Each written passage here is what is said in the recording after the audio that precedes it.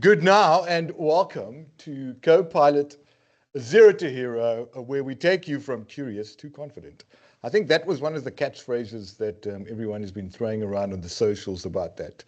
We're very excited to have you here. And Jason will talk a little bit more about Copilot Zero to Hero in a bit.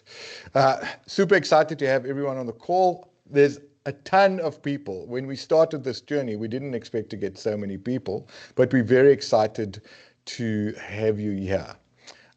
For those that don't know who I am, my name is Alistair Pugin, and I'll be your co-pilot. It's like, getting into a plane on this journey, where we hopefully take you from not excited to overexcited using Microsoft 365 Copilot. Just a couple of notes from my side. This is a 20-week, 10-session program.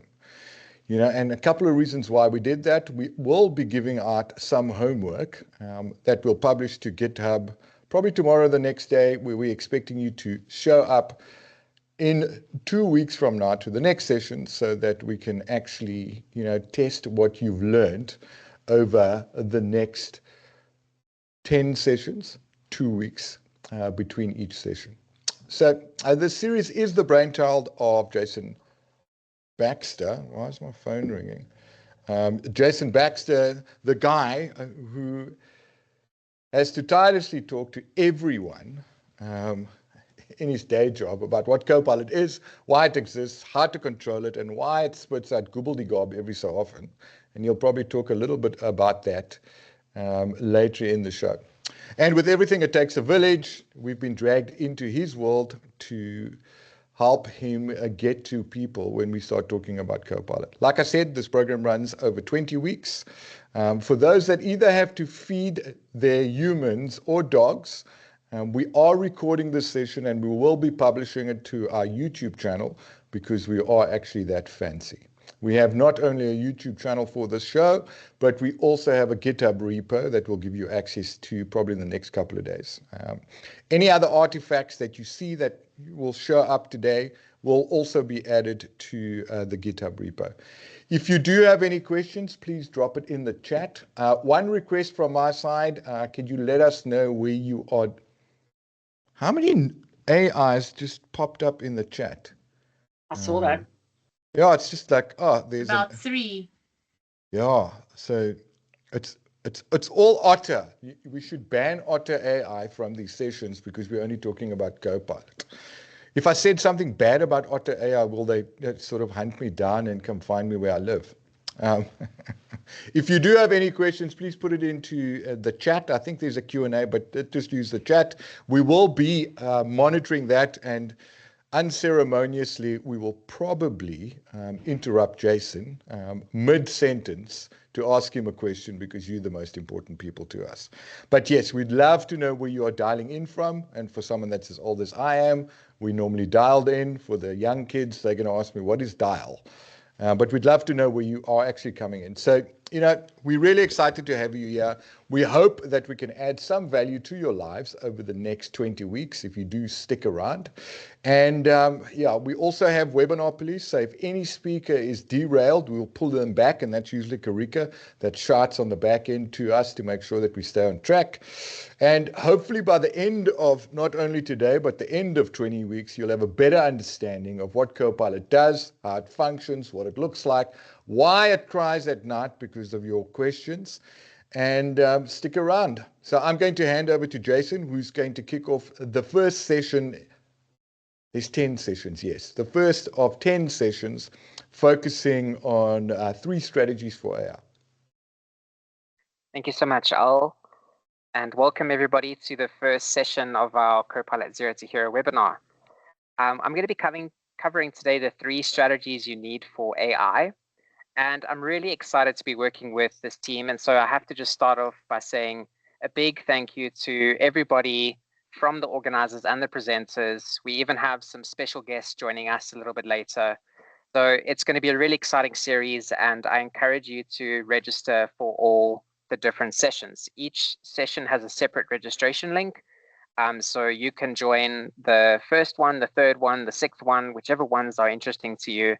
And so I'll just leave this up for a second. These are also on the website if you do need to register. So today we're going to be talking about the kind of the strategies you need for AI. And really we'll be going through it from a couple of different perspectives, looking at it from a productivity point of view, also looking at it from a business point of view, and then also looking at it from a commercial products point of view. So I'd like to start off by just sharing a couple of quotes. At first, this is a community event. We're really excited about kind of providing these different insights and opinions from our side, but really it is a community. It's a safe space for people to learn together. And we're going to get some stuff right. We're going to get some stuff wrong. And we're also going to learn from the series as well. So these quotes, I think, really carry that essence, looking at it from a risk point of view, looking at it from an understanding point of view, and looking at it from a pace point of view. So we understand that this technology changes quite rapidly.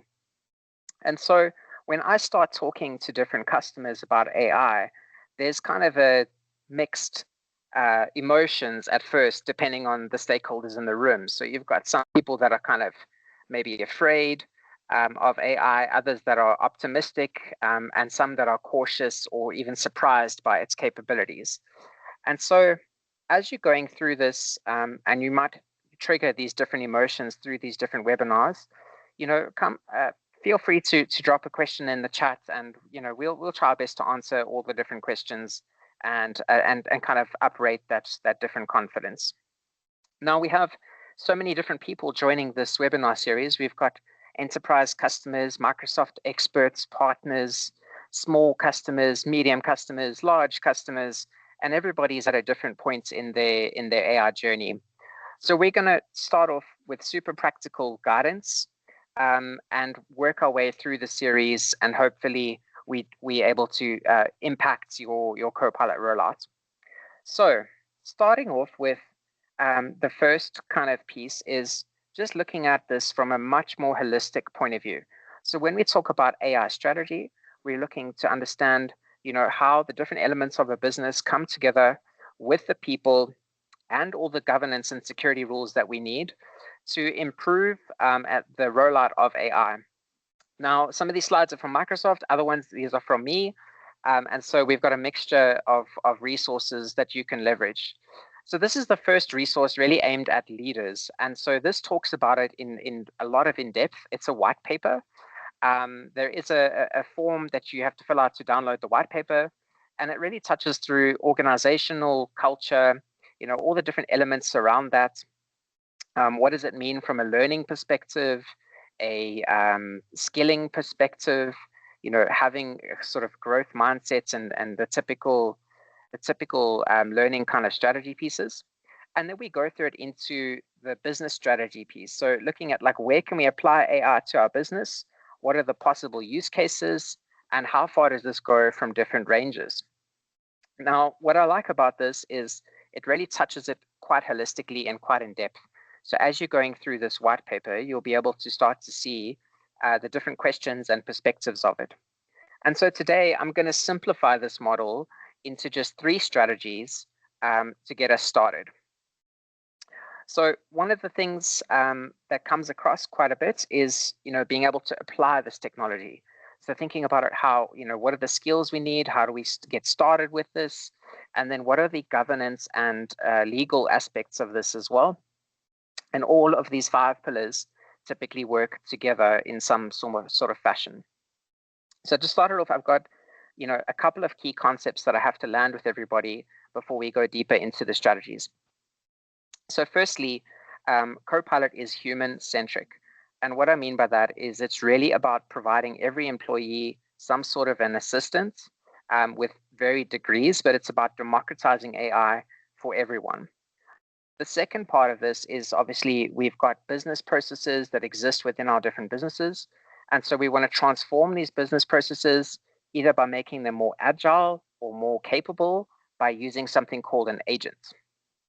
And these steps really start to work together in different fashions. So as we can see here, we've got kind of a layered step approach of how we can transform the organization with Copilot and agents. And so our strategy kind of follows these three pillars today. And so we'll be talking about it from a productivity point of view, using the products Microsoft 365 Copilot and Copilot Chat. And I'll explain a little bit about the differences there.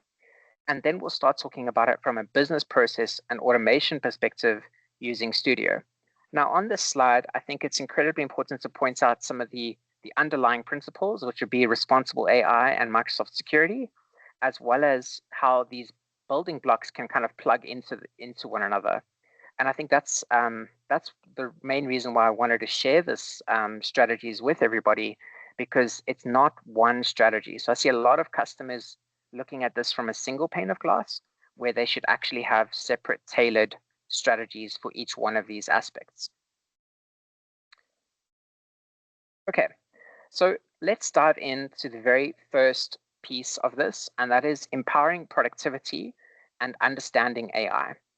And the reason for this strategy is not everybody in the business is a tech expert, but everybody can benefit from AI. So if we look at this from a generative AI point of view, we can now start to use natural language and have different interfaces, and we can tell Copilot what we need them to do in a plain sort of language. And this lowers the barrier for less technical roles to leverage AI for some sort of value. And so what I've found very impactful is the resources that we have on the Adoption Hub. And this is our adoption website for all of our Microsoft 365 products, including Copilot. And it covers different elements of the implementation framework used to roll out Copilot. And so we have a number of different guides here aimed at different personas. And so all of you on the call should have at least one resource that you can leverage in addition to the homework that we've put together. So I wanted to narrow in on this kit. So this is the website that covers, the leader's guide, the implementation summary, a detailed change practitioner kind of model using the user enablement guides, different scenarios for different types of functions, different roles. We have a prompt gallery so that people can share prompts and benefit from one another. And then we also have some guidance on how we can measure the usage and adoption using the Copilot analytics. So these different pieces fit together really, really nicely. And so what I found with different customers is just taking them through the inside of these kits and how we kind of structure this together. So when you're rolling out personal productivity, there's really a couple of different things that we need. The first is a sponsor, different scenarios that we're looking to tackle, and our security measures. And then we dive into two streams, which is human change and technical readiness. Now, this slide might be a bit small, but I've done it intentionally because this is the slide that I wanted to focus on. And so we've got 4 pillars that go through the success kit. The first is get ready. The second is onboard and engage. The third is deliver impact. And the fourth is extend and optimize. Now, we see a lot of customers jumping to extend and optimize, looking to build agents and really powerful use cases, which is completely okay. But in order to take the entire organization with us, we need a user enablement strategy as well as a technical readiness strategy. And so I've seen some really interesting, firsthand experiences of what people, when they open Copilot for the first time, if one or more of these steps have been missed, there's sometimes an impact that happens. And I think it's super important that we take all of this away from the user and focus on how we can get that person to aha with generative AI. Now, I've seen this firsthand as we speak to different colleagues, different leaders. They want to understand, why is Copilot or generative AI important to me? How can I use it? What can I use it? When can I use it? How does this change my career or my experience? And what's next? And how can I kind of go through and experiment with these different aspects? And so this slide is super important because everybody has a feeling, an action, and some thinking to do about how they're going to apply Copilot to their different roles. Now, what are the options for buying Copilot? So I'm going to touch on this very briefly, but essentially, we see in every organization two kind of main experiences land. The first is a personal version, and this is really for using Copilot at home. Think about it as like a helpful companion outside of everyday life. Things like using AI for cooking recipes, all of those different pieces. And that fits in with all the subscriptions like the family editions, the personal editions, all of those subscriptions that you have for Microsoft 365 Copilot. And then the second element is obviously the business or the enterprise side, where we have the work Copilot experience. And so today we're going to be focusing on the work Copilot side, but I think it's super important to realize that, this is the kind of experience that somebody has the first time they open Copilot. They get directed to say, should I sign in with my work account or should I sign in with the personal account? So it's super important at this stage to think about how we give access to this technology. So part of the productivity layer is not just about teaching people about the technology, it's about giving them access to the technology. Now you might be thinking, okay, well, if they've got the license assigned already, they've already got access. And this is true today. So inside of E3, E5, Business Standard, you all have what we call Copilot Chat. And you can open Copilot and start to engage with an AI. Now, this slide is about making it super convenient for the user. So we're going to have a session dedicated to pinning Copilot Chat. But the essence is, how do we make it convenient for people to open Copilot for the first time? So I've got an example here of a Mac. I've got an example of a Windows machine. I've got an example of a Teams client and also a mobile client. And you can use Copilot across these different elements.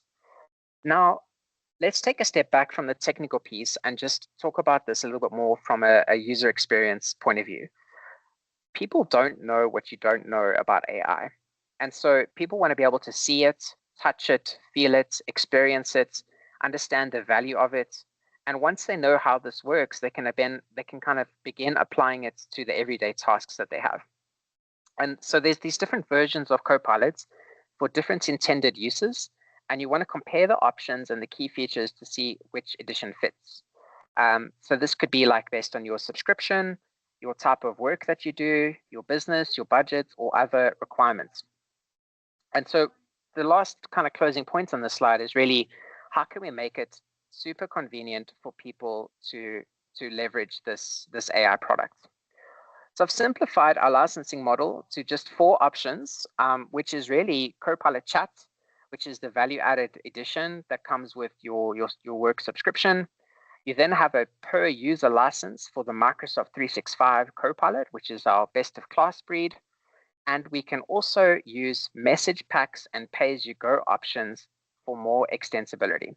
And we're going to be diving into this as the series goes. So I'm not going to cover, the full breadth of how all the licensing works and the budget you need and how to price it. But this could be a starting point just for you to understand that there's flexibility in how you purchase Copilot. So what does this thing look like? Well, this is the interface of the new Copilot app. And so as you kind of rolling this out to your users, you want to explain to them how you can use different elements of this app. So productivity-wise, you've got a few key things in here that are really, really cool.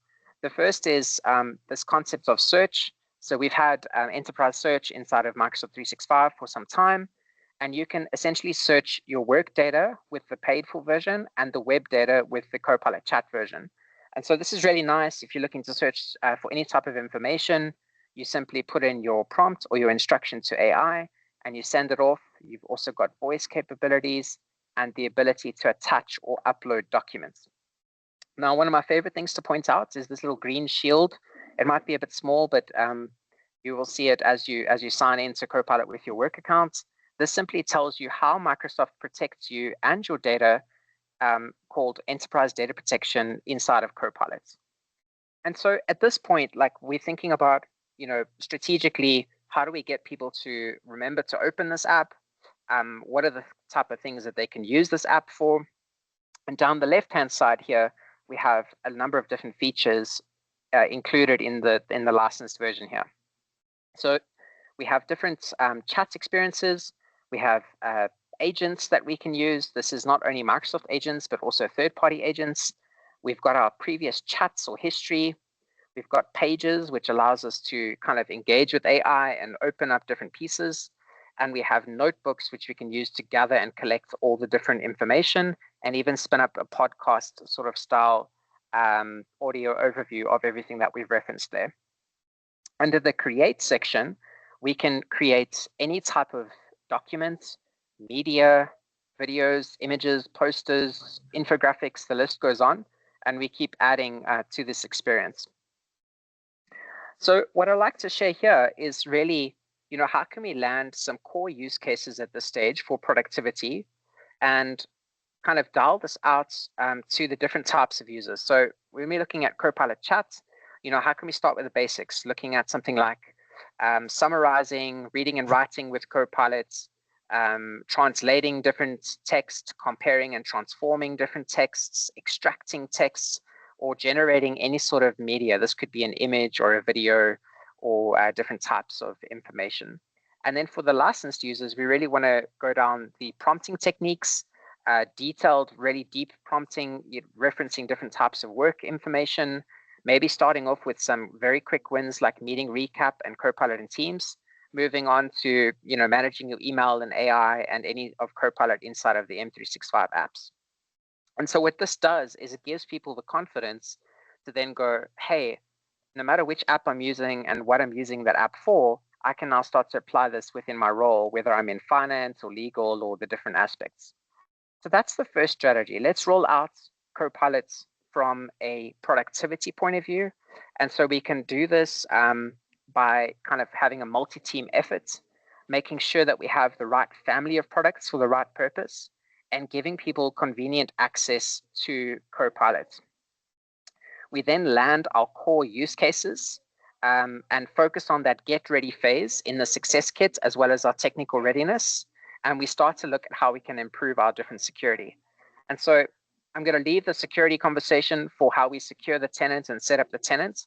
But in essence, we've got a number of different controls that sort out a bunch of the different common issues like oversharing and permissions and those sorts of things. So the next strategy is us looking at how we can reshape different business processes. So carrying on with our blocks, this is now the second block that we're looking at. And so when I think of this, I think it's super important to understand how Copilot is built on trust. So we use a pattern called retrieval augmented generation. And so you control your data and where the data lives. And Copilot honors those different permissions and policies. What's also quite nice is we encrypt all the data at rest and in transit. And so the data is not used to train the models. Instead, we use a concept of memory, which means your prompts get stored in your inbox and your mailbox. And we can then load up those conversations to the model as you begin to use AI. What's also really nice is you're protected from an AI security point of view for things like prompt injection and copyright risks by using the different products. So at this point, I think it's super important to bring up the data aspect. So Copilot works with data. It could be a PDF, it could be an Excel file, it could be a database, it could be an external system. You can pretty much connect it to any type of data. But AI only works really, really well when we have a data that's firstly governed, that it's unified, we can access the data. And so I've put up these three images here just to show you that like there's an element of like data maturity that needs to happen in the organization, leading with some sort of data strategy. And there's like a cause and effect wheel that happens where people can put in a prompt and end up with either a kind of a poor answer or outdated information when searching for something. And so we really need to think about these three blocks as we roll out Copilot and implement these different business processes. So what's important here is to think about how we can aggregate the data, how we can centralize it, how we can start to prepare data, and also think about how we can maybe do some fundamental steps like data cleaning, deduplication, looking at old data that we can potentially archive, and focus this on like what is the relevant data that we need. Also, a lot of people might have data on premise or on a USB stick or a hard drive. How can we bring that into the cloud using OneDrive or SharePoint to kind of improve this process? So I've taken an example here of what I think is a really nice practical way of looking at this. So the idea here is that we've got a use case going, we receive a number of customer support emails, and the goal is to train a chatbot or improve a business process to answer these different customer questions. So the process might look something like this, right? This is an oversimplified example, but we want to collect all of these different emails from your support system or your inbox. We want to clean this data by some sort of way. Maybe we want to remove greetings, signatures, or any unrelated text. And then we're going to enrich this data. So we're going to tag it. We're going to label each email with a certain types of topic. And you can organize this into maybe a table or a database where we've got like a customer message, the topic, and these different tags. And so we can use all of this data to then feed it into the AI so that AI can respond. Now, the technology has moved on from this piece, but these concepts are still very, very important. We've got a lot of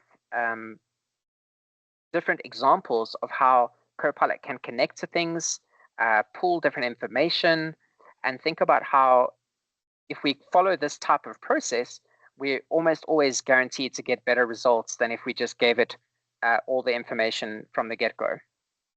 So the concept here, looking at like kind of reshaping business processes, is firstly looking at the different parts of the business and looking at how we start that data maturity journey from different parts of the business. So different parts of the business might have different levels of maturity when it comes to this data and AI. So the recap for strategy 2 is really just, AI needs data, but it needs to be secure and compliant. And we've got this kind of data process that we need to look at. Now, this is going to bleed into the next strategy as well, but we have to focus the use cases on the ones with the most value, the best data, the ones that security is already applied to. And so we can apply some sort of lightweight data management and cleansing principles to get started. And then we can start to map these requirements to the correct technologies. What I think is important here is starting with really small wins, which are better than learning all the possibilities across all the different tools that we have. So the last strategy, and you'll see how these two come together, is what we call bend the curve on innovation. So this is looking at, how do we integrate generative AI into our products, into our workflows, and products meaning internal products that you provide to your staff and to your departments, and external facing products, maybe like your customer websites, some sort of mobile app, or looking at different business processes and workflows. So this concept is really, really key to understand. As we mentioned, everybody will have a Copilot, and Copilot then works with Copilot Studio, which is our agent building software. And Copilot Studio can create all the sorts of agents. So this concept of Copilot is the UI for AI is really important because as we start to roll out these different agents, how are people going to speak to it? Is it going to be in the website? Is it going to be in the Copilot UI? Or is it going to be a combination of different ones? So what we're seeing in different trends is, customers having their own Copilot built, which is completely fine. Customers linking their own Copilot into Copilot, or building in this chat interface into the products that they have. Whether it's like somebody walking into a bank and selecting, how they can get helped, or whether it's a sales website or the contact us form on your website, you can start to use Copilot to transform these different processes. So what kind of processes can we apply this to? So we can do all sorts of different processes by each department. And so I've put up this list of just to kind of give you an idea of what all the different processes are, but it's not limited to this list at all. But I think the important piece here is to go, if I look at my business strategy, where can I make the most impact with something like generative AI? And so you've almost got to go through interviewing these different types of teams, or running some sort of innovation process and looking at it to go, like, based on the data that we have and what these people want to do, are these use cases feasible or not? And so the productivity strategy here is super key, because as people are learning to interact with Copilot just by uploading their data, they're also learning how they can prepare their data and how important data strategy is for AI, as well as all the prompting techniques and prompt engineering that you need for building out these different business processes. So as you're going through this across your organization and you're looking at the commercial elements of AI, whether you want to improve the way that a lead comes in or improve the way that a customer gets support, it's super important to kind of sort these different use cases. And so what I often see is this concept of legacy debt or technical debt kind of coming through in the digital transformation and digital literacy layer. We also see a lot of requests for simple automation and reporting. We see traditional AI like machine learning, Salesforce costs, recommendation engines, all those different types of use cases. And then we also see generative AI coming through with a huge trend in terms of agents that are being created, as well as like using a large language model to clean up my data or to scale in some sort of way with the different data. So I've got this concept of what I call a sorting hat.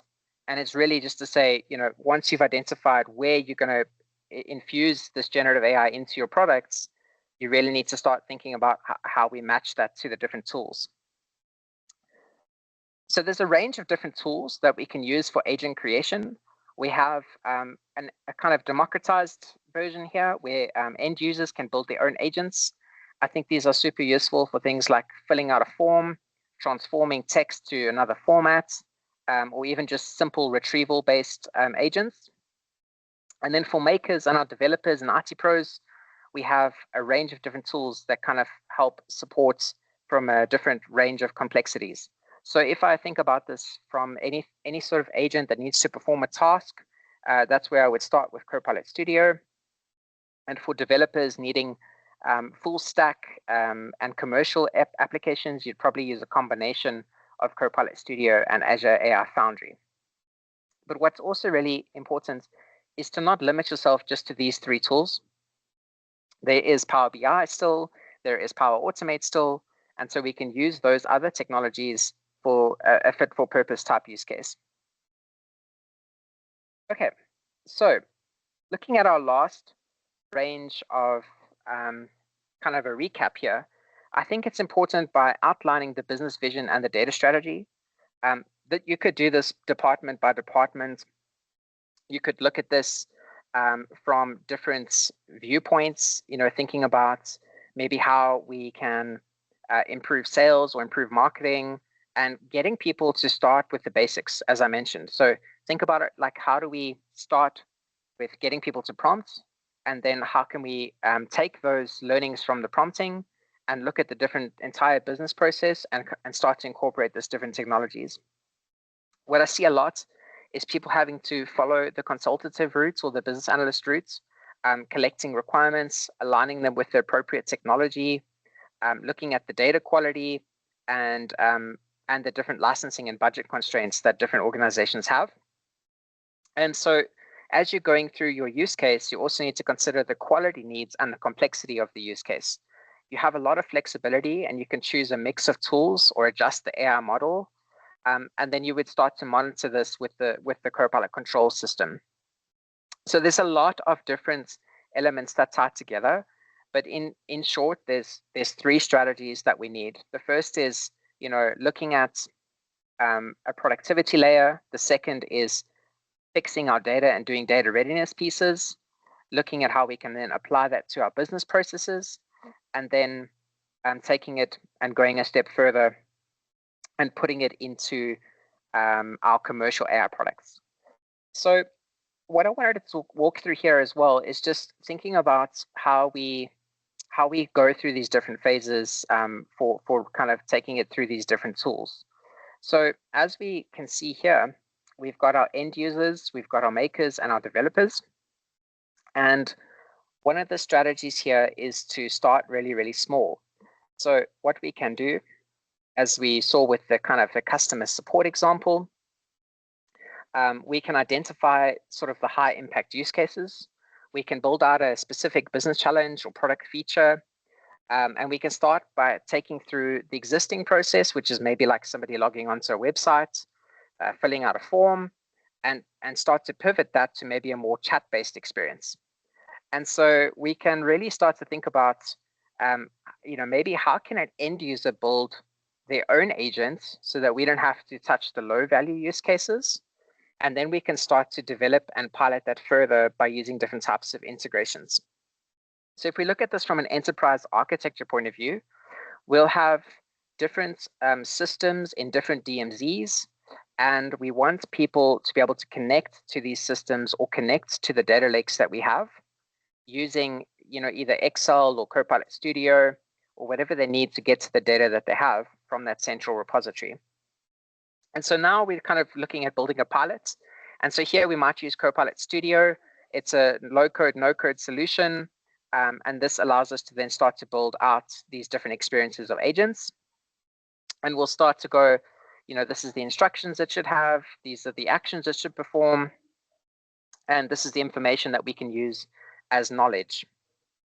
And so what I'd like to do at this point is maybe switch my screen to the Copilot app and just walk you through the create section, which I think is really, really powerful.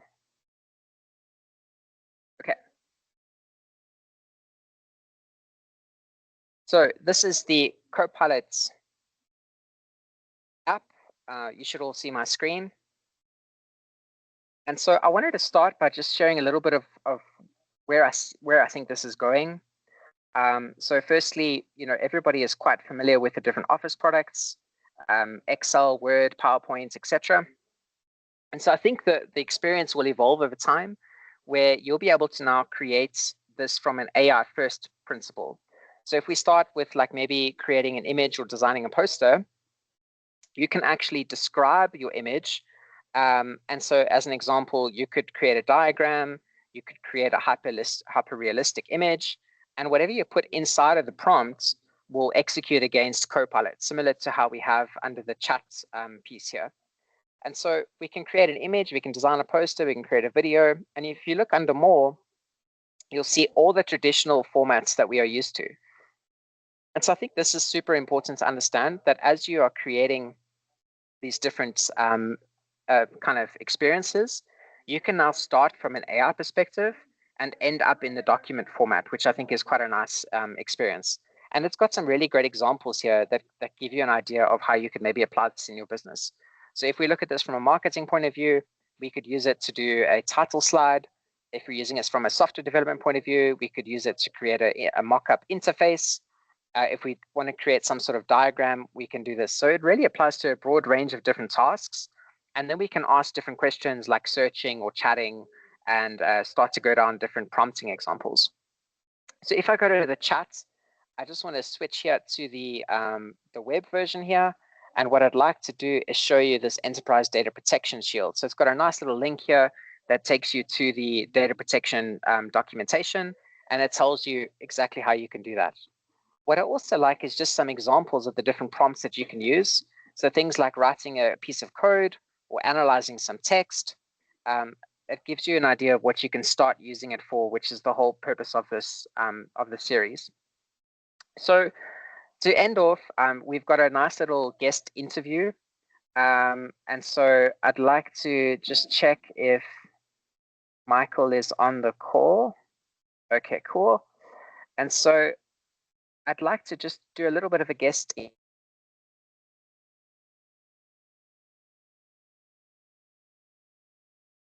Is Jason frozen? He has frozen. He has the Teams bug, but he does look pretty though. In that, he needs a vaccine or some sort of immunization. Be nice, Alistair. The what? No, but it's. Let's be fair. Who else has had Teams issues? And I'm not going to say since the beginning of time, right? No, all of us. All of us. I got kicked. Hello, Charmaine. I got kicked literally 5 minutes before the call, out of this team, and Teams just rebooted. And I was like, okay, that's kind of scary, especially if we're going to do this sort of webinar thing at the, I was 5 minutes before 5:30. But, okay, so he has actually bounced. Let's see if he actually does sort of come back soon. Yeah. It's very quiet here. It's very quiet. Anyone want to tell a dad joke, or sort of come off mute and say things? How they feel about Copilot? You can tell a dad joke. You have lots of kids. I've got many kids, but I don't have many dad jokes. I don't have many kids for everyone that's on the call, because there's like 116 people. I've known Charmaine for a decade. I've got 4 boys, a set of twins, so that should give you, and they're all old. So that should give you an indication. It's not like I have multiple kids running around everywhere, just to, set the scene. I wonder if he's going to... So Michael is on the call, though. Sorry. So he mentioned Michael. Is it something that Michael can maybe present so long, or were they going to do something together? Yeah, maybe I can just do a bit of an introduction as Jason rejoins. So, Jason, hi everyone. It's an absolute pleasure to be here. For those who I haven't had the privilege of ever bumping into or meeting, my name is Mike Mullaney. I work at Microsoft out of the South African office.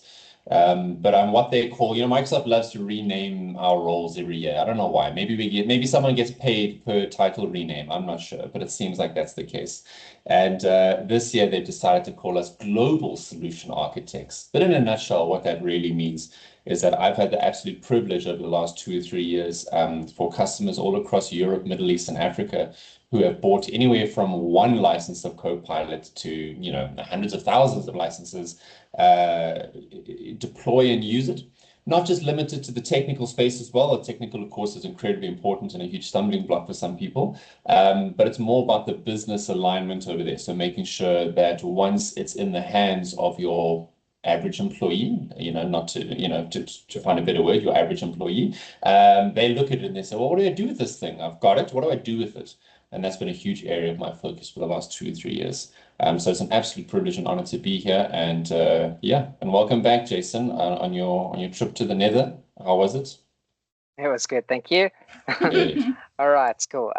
So Mike, thank you so much for joining. Don't want to take too much of your time, but really I have just two questions for you tonight. So the first is, like, across global customers that you've worked with, what are the common challenges or misconceptions that you've observed when it comes to, rolling out AI across these different strategies? So anything that you could share around that piece.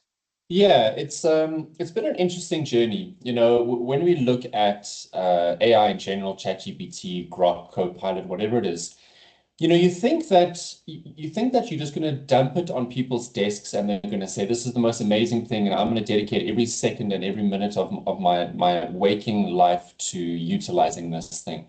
But in reality, people are busy and they've got day jobs, right? So there's 2 real things that cause major stumbling blocks or challenges as we look to adopt AI at scale. The first thing is that people have been watching too much Terminator, they've been watching too much iRobot, or that movie Her, and they think that AI can handle everything end to end. So they think that they can just plump AI into their process, and that's it, I can completely disband that stream of work. So there's this common belief that AI will kind of automate an entire workflow or fully replace the human effort. And the problem with that is that it creates a bit of an unrealistic expectation. And then there's a bit of a disappointment and a stalled adoption, because I thought it was going to do absolutely everything for you. And it's important that up front you realize that AI excels at specific tasks, repetitive things, data-intensive tasks. But there are some tasks that require emotional intelligence, a nuanced judgment, that are not necessarily best suited for AI. And I'm not going into the product limitations. I'm not getting into a product bake-off. I'm talking about AI in general, right? So when we're looking at the AI strengths and the limitations, it's important that when you're looking to bring it into your organization, you lean into the strengths. So when you're looking at tasks that are things like data summarization, pattern recognition, limited process automation, document generation, task automation, as I mentioned. Very good to lean into those.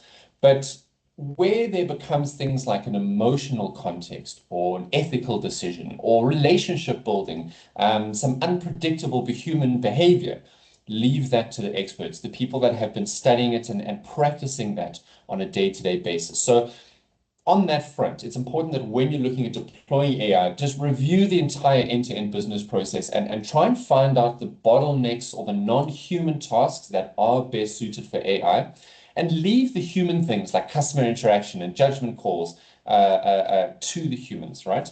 And it's this hybrid model that's more sustainable, and data shows that it yields a stronger return on investment.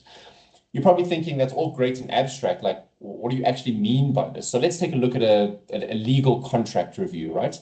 AI, great. Lengthy contract, let me pass it and summarize it. Let me look for unnecessary, unusual clauses or risks. And if there's huge sections that need to be summarized, go and smash that. But there might be some legal nuances that the AI is not able to tackle if there's not enough data in the large language model to support it.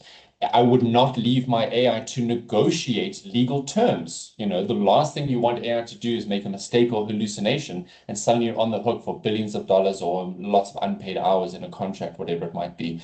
And when you're dealing with stakeholders, when you're dealing with that human-to-human conversation, don't go to AI and say, hey, I'm meeting with the CEO of a bank tomorrow, draft a legal letter for me. Maybe get the first thing going, but put your human brain to that. And Jason, last but not least, I just want to touch on one thing quickly on the gaps and the stumbling blocks. There's often a governance gap, and I'm sure you and I have worked closely together. We see this. There's far too much on a reliance on IT to get Copilot going. And the reason that that's a problem is that Copilot and AI is not an IT tool, it's a business tool, okay? And what I've seen customer after customer is that they hound IT to deploy AI and see AI as an IT-led initiative and not as true business transformation. And because of this, they miss the need for an AI council so that they don't then align the AI needs with the enterprise goals. They don't create AI centers of excellence to share best practices and make sure that all people are onboarded. And without this structured governance, AI is adopted, sure, but in silos. Each department, each area of the business creates their own specific AI implementation. It doesn't get to that enterprise-wide impact. And the result is that employees use AI as a personal productivity tool, which is fine for piecemeal things. But because they're not empowered and enabled by the organization to look at a strategic capability, they don't lean into that because they're busy and frankly, they have other things to do. And at the end of the day, after 1 year of owning Copilot, ChatGPT, Gemini, it doesn't matter what it is, that after 1 year, they look at it and they say, we actually have no unified measurement of value, and then we have no scaling strategy. So hopefully, Jason, as a nutshell, that's the common things I'm seeing across the world. Thank you so much, Mike. It's super insightful to hear. And I've got a bit of a follow on, coming from like a SharePoint world, I think we definitely kind of align to the business tool first kind of aspects. But what's one example or one kind of approach that you saw on how a customer approached the AI strategy in a way that kind of surprised you or inspired you? What was an example that, really drove it home that, this customer is serious about it and they're actually getting the tangible benefits, that they expected from AI. So any examples that you kind of saw on the approach? Yeah, so I'm not going to lean into the obvious things. And what I mean by the obvious things is there's a customer who bought it, they set up the council, they signed the right licenses, they did the right adoption change management, they push, and we saw the usage go through the roof. There's 101 stories on customers.microsoft.com. If you search for Copilot, you'll find it there. Strongly recommend taking a look at the Barclays one. I think there's a good one on Coca-Cola. We've got some local ones on Nedbank. Take a look at those. There's great stories on how customers have done it right, okay? But what really surprised me is that I dealt with a customer in the United Arab Emirates, okay? And what they did is they bought a boatload of Copilot licenses. And they said, our strategy is that AI is incredibly important, okay? And because it's important, we're going to give Copilot licenses to the important people. So their initial strategy was a seniority-based license assignment. So they said, the more senior you are, the higher your pay grade, the more likely you are to get a Copilot license. And it was a valid assumption in the very beginning. They said, well, if you're a higher ranking staff member, you had more important tasks, let's assign AI to the more important tasks. On paper, it sounded perfect, but we got in a bit of a reality check a couple of months in. There was a mismatch with the actual usage patterns. We were noticing that the usage patterns were certainly not going through the roof. It was quite static in a sense. And the reason for this is that the senior staff were actually in field-based roles with limited computer time. I mean, their work was reliant on experience, real-time decision-making, and not really document-heavy workflows. They were not sitting in long team meetings. They were not reading 10,000 emails a day. They were not creating PowerPoint decks. And because of this, the Copilot adoption was low, very low, and the value wasn't being realized. And we were actually being challenged by the customer to say, hey, what's happening here?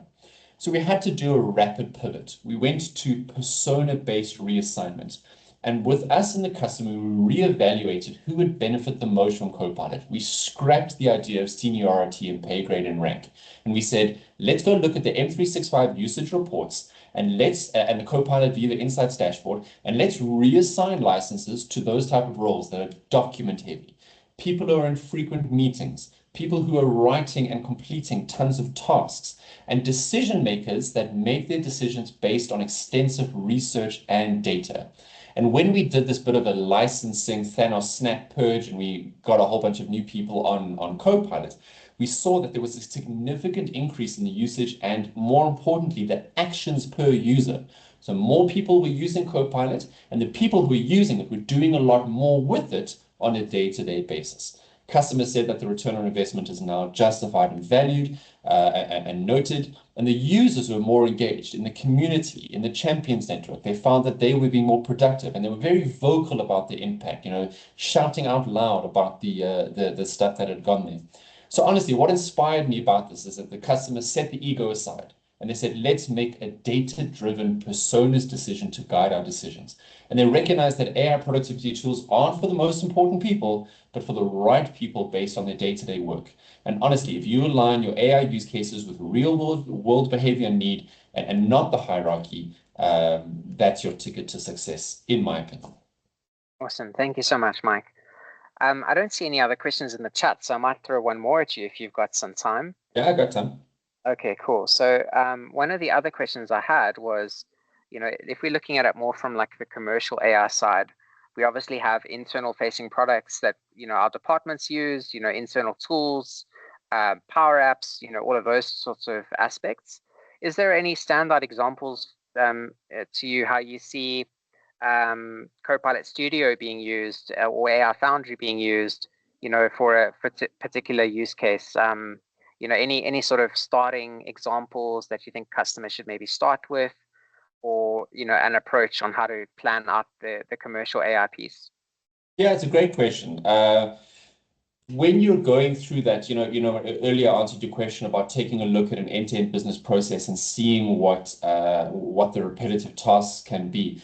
I think we can all agree that one of the most painful things with ChatGPT, with Copilot, with Grok, it doesn't matter what you're using, is sometimes you feel you have to coax your way to a specific behavior and answer. You have to set your expectations with Copilot, and then once you bring that task in, you've got some great value there. But come back 4 weeks later, let's pretend this is a payroll thing, a once a month interview thing, whatever it might be. Come back 4 weeks later, hey, where did I save that chat? Where is it? Whatever it might be.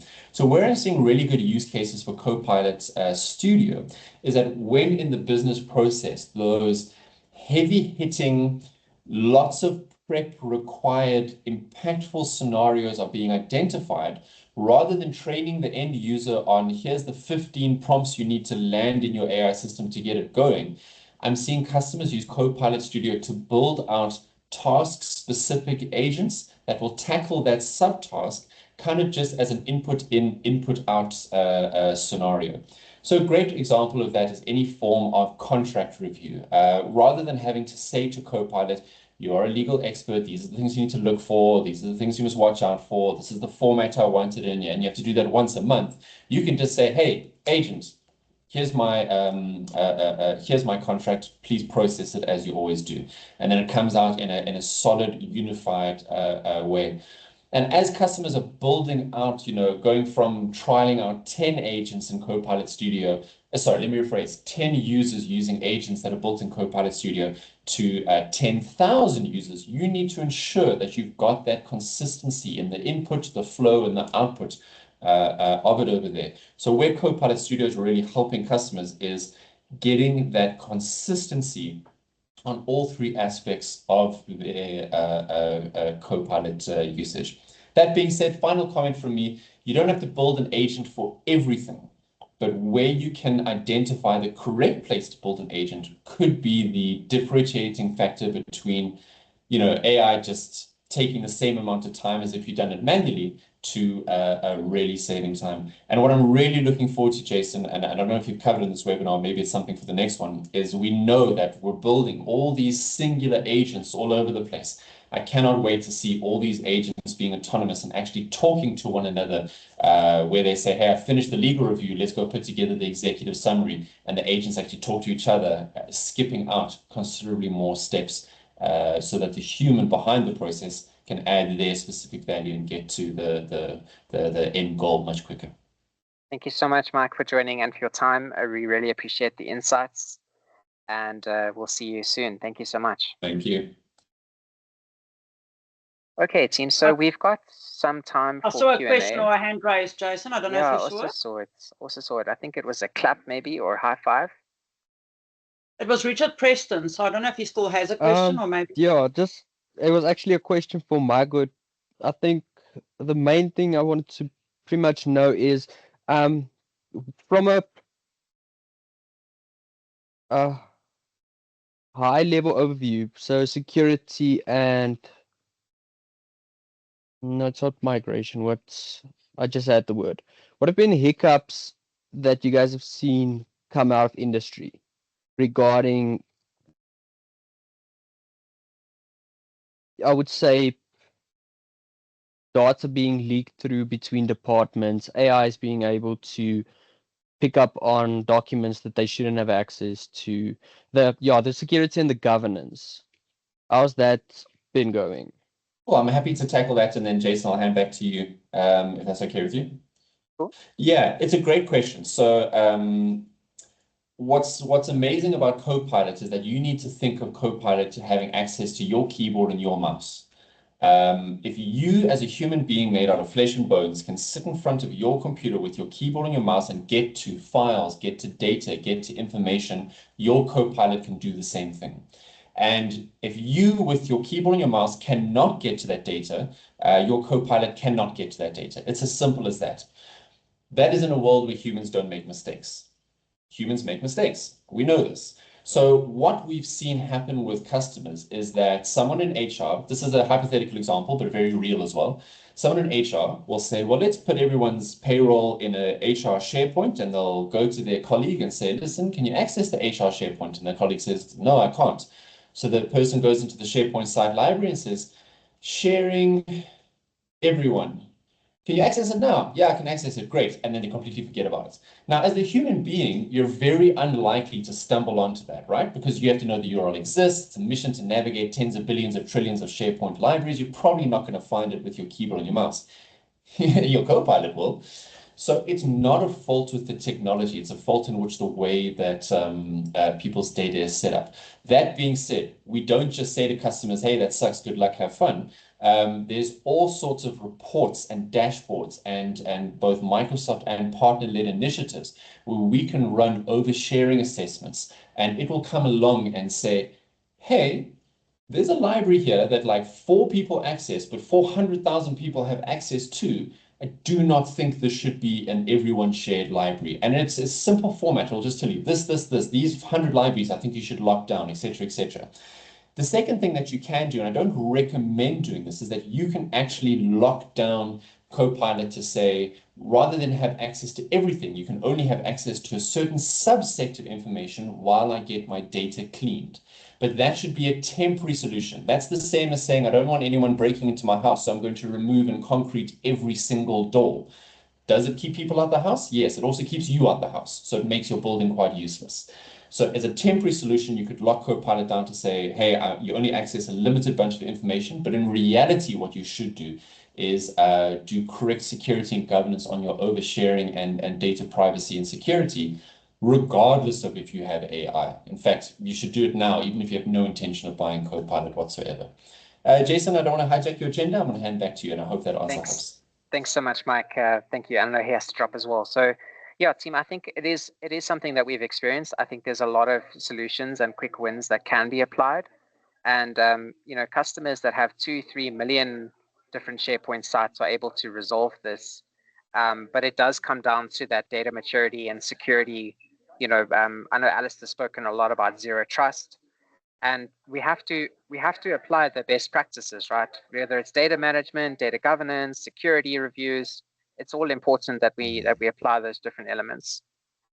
So yeah, go for it. So I think it's session 4 where we in the series where we talk about preparing the tenant.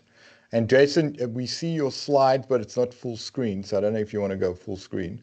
I'm nervous about the present button again. I think it crashed earlier. Well, just hit full screen on the presenter. Yeah, that one. Okay, yeah. Let's try that. You're still there? Yes. I'm still here. Okay, cool. Session 4, which is on the 26th of August, is where we talk about preparing the tenant. From a grounding perspective, when you look at information architecture, although I think, is Jason frozen again? No, I'm still here. Your picture's frozen. You're smiling though, which is great. We are going to be focusing, there's going to be a deep dive into preparing your tenant when it comes to governance, risk and compliance. Now, what we have seen with customers, and we speak to customers all day, every day, about what the security and compliance stuff that you need to do to make sure that your content is protected, not from data leaks and data loss, but also exposure internally from an oversharing. I mean, when Teams launched, you had an org-wide team. If you've spun that up and you've put content in there, everyone's got access to it and they kind of know about it. But at the same time, if you do have sites that you've added people to and not sent the, hey, here's a notification that you've been added to that site, remember what Copilot has access to is your entire search index that lives inside of Microsoft 365. And he's off. So it's definitely a sharing button somewhere. So anyway, I'll continue until he gets back. Everything that's in your Microsoft 365 environment, Copilot has access to, because Copilot is talking to your search index. They call it the semantic index, the semantic kernel. It's all a bunch of semantics, right? Your security trimming still happens. So in very much the same way, if you search for a word inside of any of Microsoft 365, be it in SharePoint, be it in OneDrive, be it in Teams, it does the same thing. It will go look for content, right? So you might not necessarily know how to navigate, it's coming back, to that environment, right? The fear was real, right? The fear was real, dude. Your fear was warranted, bud. I tried everything. At the office, at the network, like updates done, but you can't prepare for the unexpected. So that's brilliant. It's not a known issue. It's a feature, right? So yes, a lot of people don't go, and I think in one of your slides, Jason, you had some stuff around how do you prepare for Copilot, and one of them should have said technical readiness, right? Yeah, there was a stream for that, 100%. Right. Most customers that I've spoken to have skipped the technical readiness. They literally go, well, can we just buy the license and switch it on and give it to people? And they've literally done that, right? This takes you, for people as old as I am, it goes back to the Google search appliance debacle of 2007, where you could plug the Google search appliance into your network, expose it to your file share, and Ninja Dust people were searching and finding content like, the CEO's salary slip, right, that's been stored in a site. And that is true. So you need to follow the technical readiness side of things to secure your tenant. Then you also need to look at data security posture management for AI, specifically that lives inside of Microsoft Purview. And there's been updates today, literally a post went out that I'll drop in the chat for anyone that's actually interested in that. But, you know, with art, it's not just switch it on and hope for the best. You need that AI council, number one, executive stakeholder management, buy-in, understanding what the platform does, understanding what these things mean when we talk about no-code, low-code, pro-code across the stack. Because I spoke to a customer today and I said, do you know that every Copilot license that you've handed out, those people can build agents? They were like, no, we didn't know that. What do we do? I said, well, you go into the Copilot admin center that lives in the Microsoft 365 admin center, and you go to data access, and it says agents there. Click on the agents tab, and then decide who you're going to allow to build agents, right?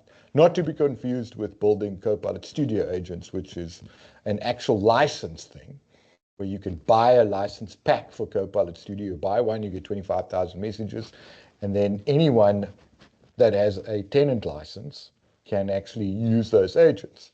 So it does get very confusing when you start looking at all of these things, and you still need to make sure that you can lock down content so there's no exposure.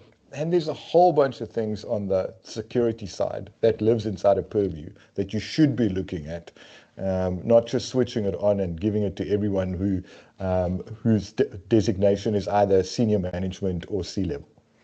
Back to you, Jason.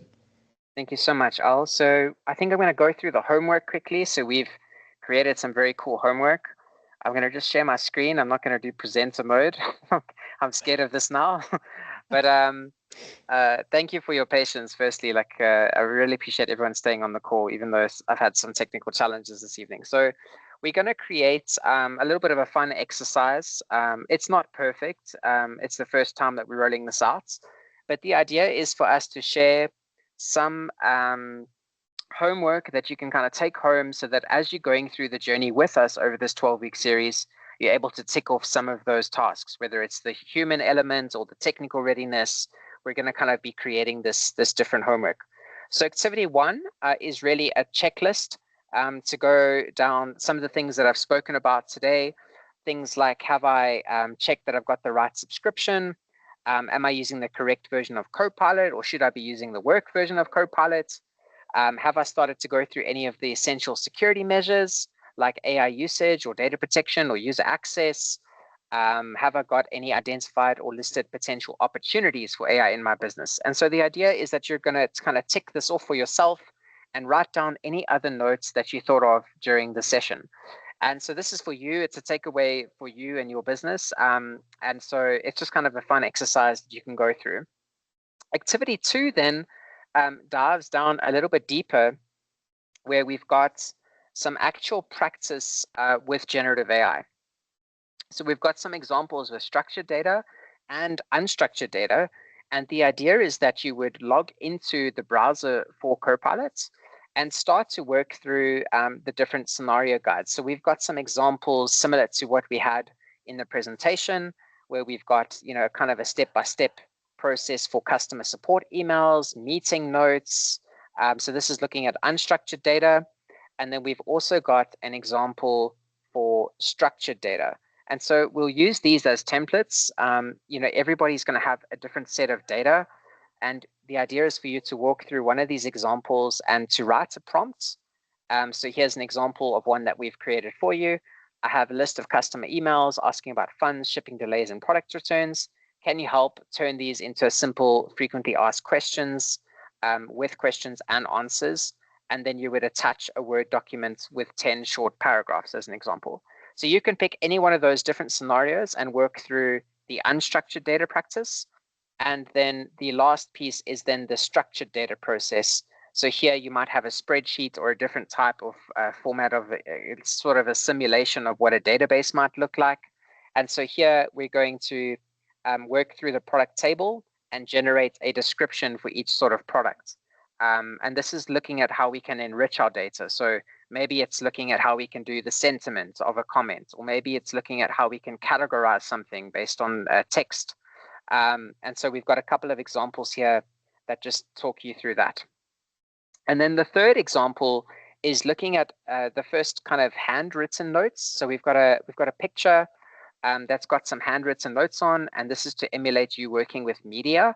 And so you're going to upload a picture into Copilot, and you're going to ask it to extract that handwritten information and convert it to JSON. So this is kind of building us up for the agents later on. And so this is a really nice example to show that, you know, Copilot can do OCR, and it can identify the text in the handwritten image, and it can also convert it into a code kind of format. So I hope you enjoy the homework. We'll put it on the LinkedIn course, the group. And Tracy, maybe you want to add a bit more on this? I've got a question, Jason. So if I upload a photo, I've written something into my Copilot, do I then ask it to convert it to Tracy, or does it stay Jason, even if it's not you? So you can ask it to come up with Tracy. I don't know what that data format looks like. But what's really nice is if you signed in with your work account, this is just going to your OneDrive. It's safe. You can play around with these different examples. Okay, and so that, I think, brings us to pretty much the end of the first session. I think we've got some time for maybe Q&A. So if you do have any questions, maybe we can put them in the chat or raise hands, and we can try and tackle them and answer them as best as we can. So let's see how we go. There's a question in the chat that says, how does Copilot handle limitations on the number of documents or the word count when processing user prompts? I know there's a limit, but is the limit license dependent, or is it the same for all users? Okay, so let's tackle the number of documents.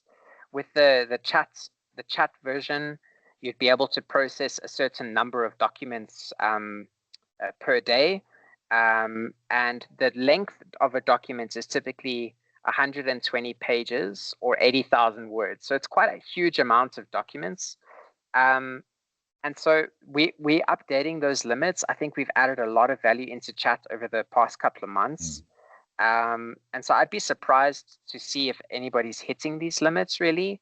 And then when you start hitting those limits, that's when you'll know, hey, I actually now need to really consider upgrading my license to either the Pro version if you're subscribed with the personal version, or the full version if you're kind of looking at the work profile. So I hope that kind of gives you some ideas.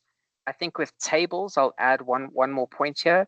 You know, generative AI needs to understand the document. So if our documents don't have really good headings, if our columns don't have really good labels, you know, you can get a kind of a mixed response there. But other than that, you know, the models are improving as time goes. So I think these limits will be harder and harder to reach as, you know, as we go.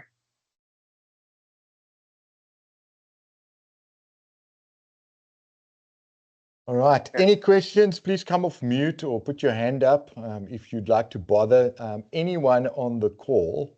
Myself, Tracy, Jason, Karika. Is Soup Kitchen still here? Do we know? You've got friendly nicknames. We don't know, Mimi. We don't know. You mean Jackie Miller? Yes, I didn't want to call out her name just in case she dropped off and disappeared to go do something else. Yes, but now that you've mentioned her by name, right? She so should if you be have any working questions, on her PhD. Yeah. Yes, we've been told that she's actually attacking that aggressively, right? Absolutely. Yeah. So if you have any questions and you don't necessarily have it right now, she is there and she doesn't want to unmute because she's got 900 dogs that occupies space. She's got a dog farm at home. So if you do have any questions, please put it in the chat. If you have other questions that you think of later today, there's a couple of ways of reaching out to us. Easiest place is to join the LinkedIn group. I think Tracy did share that in the chat. We'll be posting links to everything there. There are some FAQs on the site copilot0tohero.co.za further down, and I think there's 2 links in there. One to the YouTube channel. So, once we've ended this call, we're going to upload this entire thing to that. There's also a link to the GitHub repo somewhere there. Will the slides be made available? I think it's underneath there. I didn't add a button. We are going to share it on LinkedIn though, so let's keep it Yes, by posting. we'll dump the GitHub repo there as well so that you can download the slides. Karika is the official person that's handing out homework. Is that correct? I don't know. Is that so? Well, it is now. Well, there we go. But someone will be adding homework to the GitHub repo, and we'll be making those announcements on the LinkedIn group. It's just easier to follow. Again, you can register for individual sessions, so you don't have to join every single one. Also, if you see pictures next to names for these sessions, we might drag other people in to also present, so it's not necessarily us. Have a look at the topic. If it makes sense to you, please join. And we'll be able to keep in contact with you that way. Also, if people that you know have missed these sessions, tell them to join the LinkedIn group, because we'll be posting the recording there as well, and they'll be able to watch it at their leisure. Make sense? It does. It does. I see there's a follow-up question to the answer that Jason gave. Al? So Latabo just says, thanks for the answer, and a follow-up: when uploading documents, are they stored on your local computer or stored on the cloud? And is it possible to store these documents for future reference? Yes. So they upload to your OneDrive for Business. So based on your work account, as we mentioned, you want to make sure that you're signing in with your work account, and you see that green shield in the kind of context of a professional setting, right? And then they stored in your OneDrive. So each user with a M365 license gets about, I think it's 5 terabytes of storage on OneDrive. And up to you can 5 go terabytes. back. Yeah, up to, thank you. And then you can go up to that, look at those documents or use those documents with Copilot there. So there's a couple of things to note, and we haven't really gone through what the chat experience looks like, the app. If you log in, Jason, just correct me if I'm wrong. If you log into the Copilot icon in Windows 11 with your M365 account, you get the same user experience as if you go to the chat? Yes, it's the same user experience. Yeah. You want to make sure that the icon shows the M365 and then the Copilot icon. Okay. That's the caveat there. Yeah. So there's a couple of things there. Now, we haven't really demoed. Jason showed you what the chat interface looks like. So if you go to office.com or Microsoft365.com and you log in with your organizational details, your work account, that will redirect you to m365.cloud.microsoft or .microsoft.cloud/chat. On the left-hand side that Jason showed you earlier on, there's additional features there like pages and notebooks. And for that question earlier on, being able to reference, there's 2 parts to that. One, if you created a notebook for a specific topic that you always want to, you can actually instruct, is Karika typing? Because it sounds like her keyboard. Sorry. We know the sound of your keyboard. That's how much time we spent together, Karika. So you've got the option of a notebook where you can give the Copilot or the agent specific instructions, like act as a senior security consultant focusing on Microsoft 365. You can also add content from a grounding perspective in doing that, right? The other thing that's coming, and I'm not sure if it's already being deployed, but Jason was talking, I think he mentioned earlier on about memory, where it will remember certain things. Jason, I'm not sure if that's been rolled out or it's busy being rolled out. I know a lot of things landed in July, but from a memory and personalization perspective, if you've got 10 documents that you always want to reference, one of 2 things could happen. You could create a notebook and stick it there and use that as your ragging and your grounding. You could also create an agent and point it to a document library where it will always reference a specific preset amount of documents. I'm not sure if memory extends to either use cases, Jason. It's still in preview. I think it's about to be rolled out. I'd rather set that expectation. And I also think it's definitely it's definitely going to add a lot of value in terms of how Copilot responds to you. So it'll be really nice when it does land. And as a best practice, I think what we're seeing customers do today is, add that extra context into Copilot. So, putting in like who you are, what the persona is, what you're trying to do. So I'm sure we'll have some chance in these different sessions to demo a little bit more. And I'm happy to do a little bit now on like the renewable, like maybe the notebooks feature, Al, if you want me to show that. Maybe you should keep that for my session, Jason, seeing as my session isn't as long as yours. Okay, cool. We can do that too. Can we do that? Yeah. Okay. So yeah, I just want to say a big thank you to everyone. This has been a great first session, and we're looking to take everybody along this journey. So Al, I don't know if you want to add or close us off. I will close us off. Yes, Tracy, before Oh, thank you. I just want to it's remind... not through my sentence that she interrupts me like she normally does. Wow, I wonder what I did before I could raise my hand in a meeting. So I just want to ask everyone in the call, and I know that some people have dropped off already. We obviously run the South African UGs as well. We have for a couple of years. And we always struggle to get your voice on the session. So I do want to invite everyone, even if you want a 5-minute slot, and show us something really cool that you've achieved, because it really proves the benefit that it has in your company as well. It's easy for us to just talk because we, could easily come across as salespeople, but it's not the point. It's really to also show what are you doing with it in your company. So if you on any of the sessions want a 5-minute slot or a 10-minute slot to just demo something really cool that you've achieved or saved a lot of time with, I'd really appreciate that. I think it would be pretty awesome. Thank you, Al. Over to you. Well, thanks everyone for joining us. If you find that we are not covering specific things you'd like to cover, please let us know, because we'll happily craft out a session to talk to those specific use cases. I mean, Michael was talking about, document generation and a whole bunch of other things. We'd happily deep dive. This was, Jason has been having many brain farts over the last 2 years about Copilot, and he says, hey, I want to do this over 10 sessions. We said, sure, let's smash it, right? If there's a session that is not covered or a topic that you'd love us to focus on, please reach out to us, drop it in the LinkedIn group, and we'll more than happily put together that.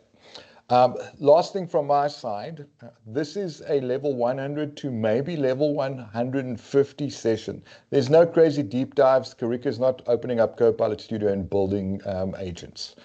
We do think that there will be a season 2 of Copilot Zero to Hero, where we will be delving into specific use cases, where we're going to be doing a level 3 to 400 deep dive. If that tickles your fancy, please let us know, because your votes will upvote us bringing in season 2 of Copilot Zero to Hero, where we actually sort of delve into the heavier lifting. She's still typing yes, I can hear that. But we're going to finish off. Thanks everyone for joining us tonight. We hope that you've learned a few things, or at least been exposed to some cool concepts, ideas, thoughts, opinions that will keep that brain matter going over the next couple of days. And then also look out on the interwebs for the link to the GitHub repo, as well as the YouTube channel, so that you can actually subscribe. There is a link in the FAQ to, there's an actual button, Jason, in the FAQ to the YouTube channel, and we'll be posting things there, and grab that. And we look forward to seeing most, if not all of you, on the next session, which is session 2, talking to what Michael Malani was saying around making sure that you get stakeholder management and executive buy-in, or actually building a community of practice or a center of excellence inside of your organization to manage generative AI and all things AI inside of your organization. So thanks for sticking around. We'll chat to you on the next one. Ciao, ciao.